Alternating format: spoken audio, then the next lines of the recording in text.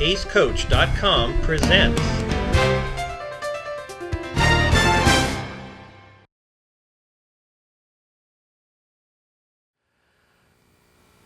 Today we're going to look at Eugenie Bouchard's backhand. And as a fellow Canadian, I'm really proud about the success she had and is going to continue to have as she climbs up the ladder in the pro ranks. And we're going to look at one of the tools that she uses to perform at top levels that you can actually employ as well. Now, the first principle to understand is that you don't have a backhand ground stroke.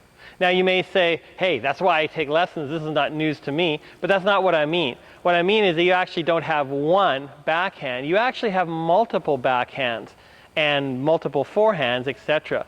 Tennis is deemed a perceptual motor skill by motor learning experts.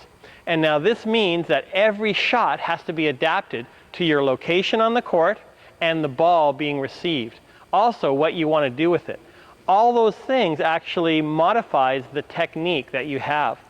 The backhand that you grooved on that ball machine and spent hundreds of dollars in lessons for, it works great in some situations, but it works horribly in others. Now, in my opinion, it's more effective to learn and master situations rather than trying to learn some one-size-fits-all stroke that actually doesn't fit in a number of situations that you encounter when you play. One of the keys to understand the adaptations required on your technique is by associating shots to specific feelings or sensations. This slots into a series I did called Sensational Tennis, Unlocking the Power of Kinesthetic Learning. And it's just about understanding that different strokes have different sensations and feelings that your body has to try to achieve. Now, in the series Sensational Tennis, what we did is classify three categories of feelings. There are feelings that you want to add pace to the ball, feelings that you want to just maintain pace of the ball, and also feelings that you want to take pace off the ball. Those are our three key categories. As we look at Eugenie's backhand, she's mastered an advanced stroke sensation called a jab feeling. Now, the jab is a specific adaptation to be successful when you're receiving a fast ball.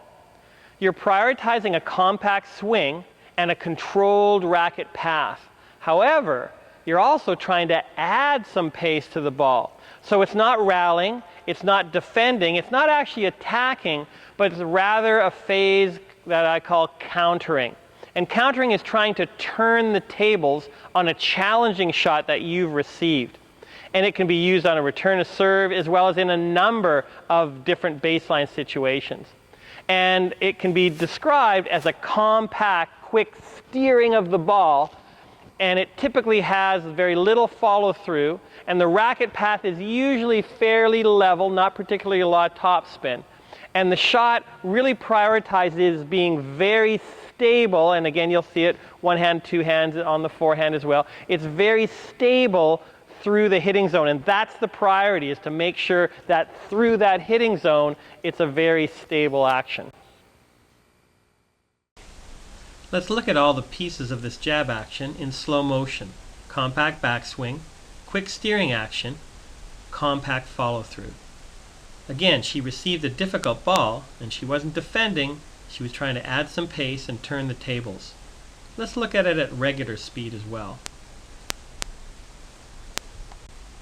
Here's a comparison with the jab on the bottom of an open stance backhand and a full open stance stroke on the top. You might have to play it a couple times through to really appreciate the differences.